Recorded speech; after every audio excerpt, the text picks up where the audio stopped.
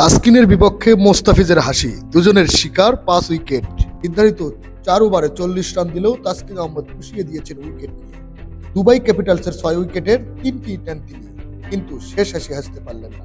আসলেন দুবাইয়ের হয়ে 2 ওভারে 13 রান দিয়ে 2 উইকেট নেওয়া মোস্তাফিজুর রহমান। তাসকিনের শারজা ওয়ারিসকে 63 রানে হারিয়েছে তারা। আইএলটি টি-20-র এই ম্যাচটিতে শুরুতে ব্যাট করে দুবাই করে 180 রান।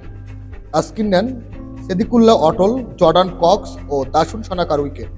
এদের মধ্যে অটল সানাকা দুজনেই ক্যাচ ধরেন সিকান্দার রাজা। কক্স ক্যাচ দেন জেমস রিউকে।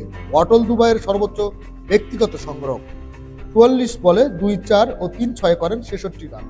মোহাম্মদ নবী খেলেন 19 বলে 38 রানের ঝড়ো ইনিংস, 3টি করে 4 ও 6 হাঁকান তিনি।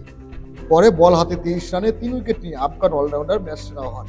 বাকিদের মধ্যে কক্স 28, লুজ টুপলি 18 ও রোবম্যান পায়েল 12 রান করেন।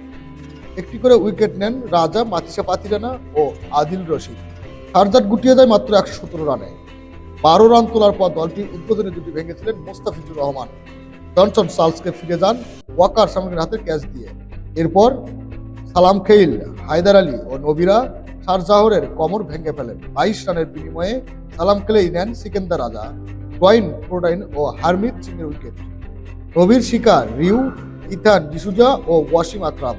হায়দার আলী নেন টম অ্যাডরম ও টম অ্যাবেলের উইকেট। মুস্তাফিজের 2 নম্বর শিকার হন আদিল রশিদ। এর মধ্যে 6 ম্যাচে 11 উইকেট হলো মুস্তাফিজের। তার চেয়ে বেশি উইকেট নিয়েছেন সালাম খেইল, 7 ম্যাচে 15 উইকেট। খেলাধুলার আপডেট নিউজ পেতে চ্যানেলটি সাবস্ক্রাইব করুন।